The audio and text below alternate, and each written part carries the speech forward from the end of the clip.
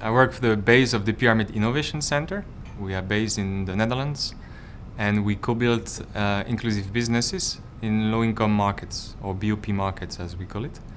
And we work with large and small businesses in developing product and services for low-income groups.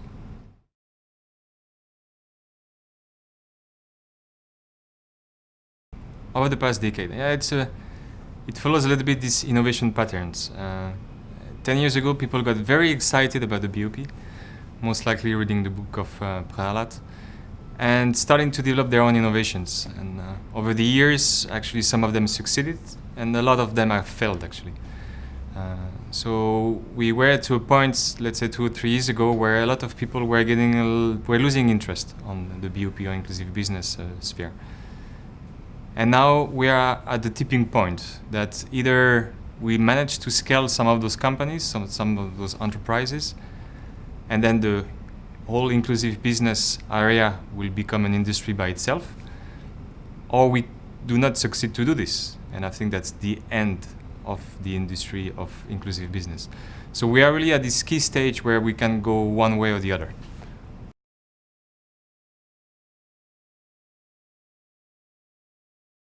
I'm pretty sure we'll go for the first option to be successful at the end.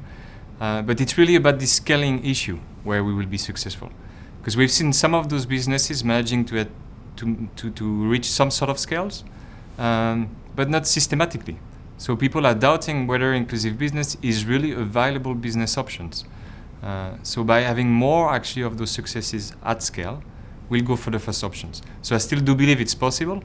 It means also that we need a full ecosystem to be developed to be able to go to scale. You need distribution network, you need a lot of skills actually to develop those businesses. You need as well to get the right insights. So you need a number of things to be in place that are coming, and as an industry we will develop. But I would vote for the first option.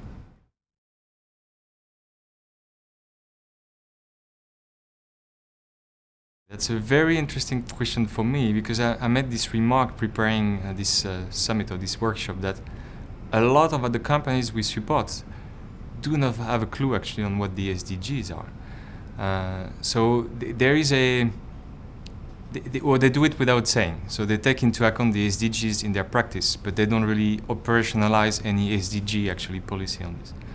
So there is a first view on awareness raising that needs to be made in this company on what are the SDGs and how they can really operationalize those goals in the strategy they are defining, because most of the time they are not really aware of them, especially in the small and medium-sized companies that we are working with.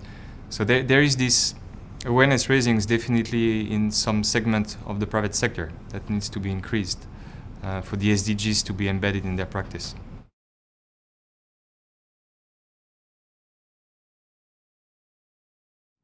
All right, I will tell you a personal anecdote actually that illustrates some of the challenges that we see in BoP markets.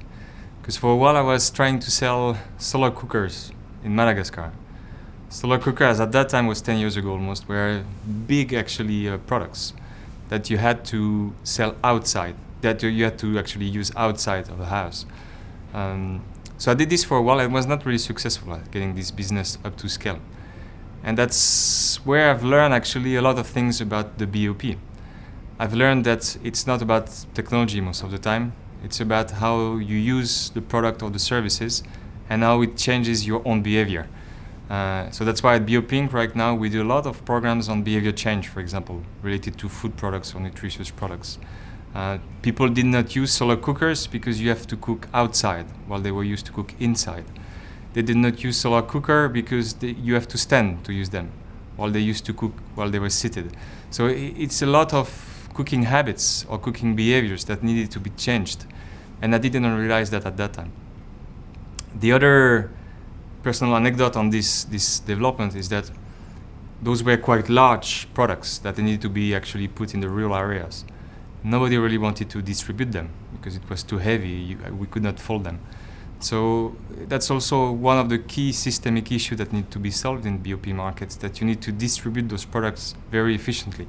And I could not do this actually in Madagascar. So that's more personal anecdote that taught me a lot about what not to do, but that's also what I'm trying to change right now in my own practice.